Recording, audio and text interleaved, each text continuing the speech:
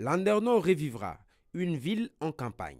C'est le titre de votre deuxième ouvrage publié chez l'Harmattan. Dites-nous, pourquoi avoir choisi cette composition du titre? Landerneau revivra, plus loin, une ville en campagne. Oui. Alors, Landerneau revivra, c'est un roman, c'est une sorte autour d'une intrigue policière qui se passe donc à Landerneau, qui est une petite ville du Finistère. Une intrigue policière aussi, un individu, le personnage principal, qui essaye de retrouver son filleul, qui est un peu son fils adoptif, qui a disparu.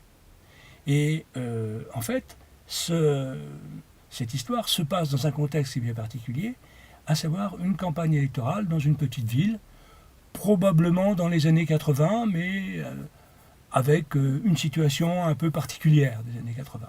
C'est un petit peu un voyage dans l'histoire. L'histoire est un voyage, donc on voyage à Landerneau, dans une petite ville, avec une campagne électorale, dans une certaine période, on peut supposer que ce sont les années 80.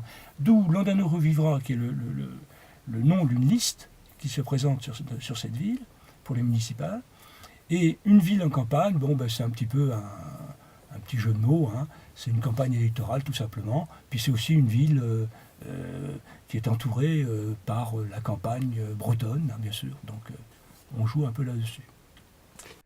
Pouvez-vous nous indiquer succinctement et de façon globale ce que vous avez voulu transmettre dans cet ouvrage?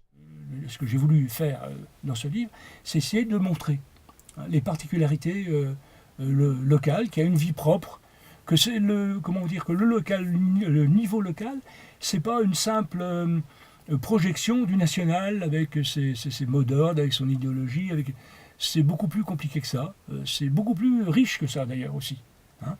Et il y a une diversité qui est beaucoup plus grande. Il y a un pluralisme en fait dans les faits qui est beaucoup plus important qu'on se l'imagine. Et je pense que c'est cet aspect-là que j'ai voulu montrer, parce que moi il m'a semblé, ayant eu l'occasion de travailler ces questions de campagne électorale, ayant fait des études de droit public, j'ai jamais vu d'études sur le niveau local, ou très peu. Ou alors des études universitaires, mais pas des romans. Donc j'ai voulu me pencher sur cette question-là. Hein, essayer de pénétrer le politique, la vie politique française, mais par le bas. Hein, par le bas. Et avec y compris des observations, des raisonnements, des jugements sur la politique du haut, quoi, par le bas. Donc essayer d'être original en tout cas. Landerneau revivra. Sur quoi porte l'histoire que vous racontez? De quoi s'agit-il? Alors, l'histoire qui est racontée, c'est donc le filleul a disparu. Alors le personnage principal, en fait, c'est quelqu'un qui vit en Guyane française, et il apprend par un de ses amis qui est gendarme d'ailleurs à Landerneau, que son filleul a disparu, que ce filleul avait été mis en cause dans une affaire de meurtre. Mais tout de suite, il avait pu prouver très facilement qu'il n'avait aucune responsabilité dans ce crime. Mais ce personnage, ayant tout de suite prouvé son innocence en quelque sorte, disparaît. Et donc le gendarme qui connaît bien le personnage principal l'avertit de cette disparition, ce qui fait que le personnage arrive à Landerneau un jour d'hiver, et c'est le contexte d'une campagne électorale, puisque c'est en plein mois de janvier, et que la campagne donc aura lieu, comme les municipales en France, à savoir au mois de mars. Et donc, son neveu, son filleul plutôt, était aussi sur cette liste de Landerneau revivra. Il a en fait abandonné en cours de route, puisqu'il est parti. Hein, il a donné sa démission du lycée, et sa démission sur la liste sur laquelle il était inscrit.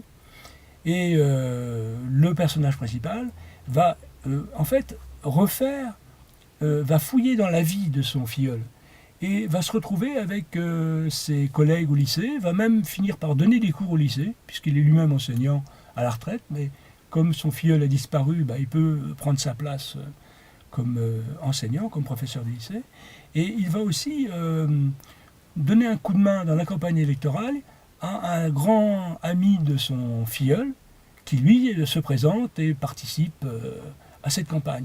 Donc il va trouver toutes les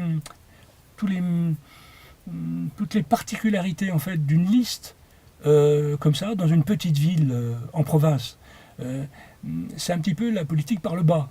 C'est-à-dire qu'on a une vision de la politique par les partis, par les médias nationaux, par la télévision, mais ça occulte complètement, en fait, l'existence particulière de ces partis, de ces mouvements, localement. Et aussi avec des spécificités locales qui sont extrêmement particulières. C'est, en fait, le national occulte totalement le local.